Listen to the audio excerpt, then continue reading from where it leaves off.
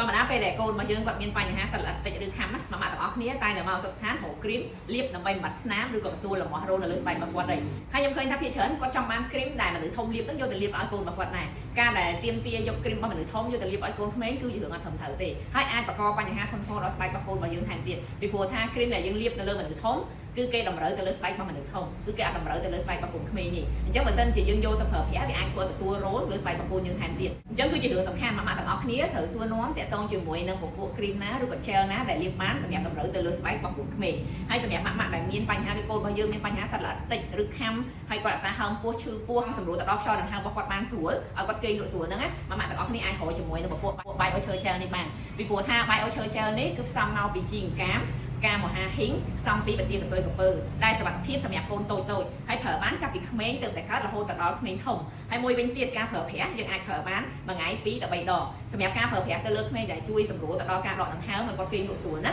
ម៉ាក់ទាំងអស់គ្នាអាចធ្វើការលាបនៅនឹងបាតជើងហើយនឹងបាតដៃបន្ទាប់ពីមុជទឹកឲ្យកូនយើងហើយយើងធ្វើការញីឲ្យសប់ទៅមួយទៀតអាចធ្វើការលាបនៅតាមកញ្ចឹងករបស់គាត់ដើម្បីជួយសម្រួលខ្យល់ដកដង្ហើមរបស់គាត់ហ្នឹងបានស្រួលហើយឲ្យគាត់គេងលក់ស្រួលទៀតហើយសម្រាប់កូនរបស់យើងអាសាឈឺពោះហើមពោះចុកពោះម៉ាក់ទាំងអស់គ្នាអាចធ្វើការលាបជាមួយនឹង Bio Gel នេះនៅនឹងទ្រូងរបស់គាត់ឬនៅនឹងពោះដើម្បីជួយបំបាត់ការដាក់ឈឺពោះហើយនឹងហើមពោះទាំងអស់ហ្នឹងអញ្ចឹងសម្រាប់ម៉ាក់ដែលចង់បានផលិតផលដែលសុខភាពទៅដល់ក្មេងតូច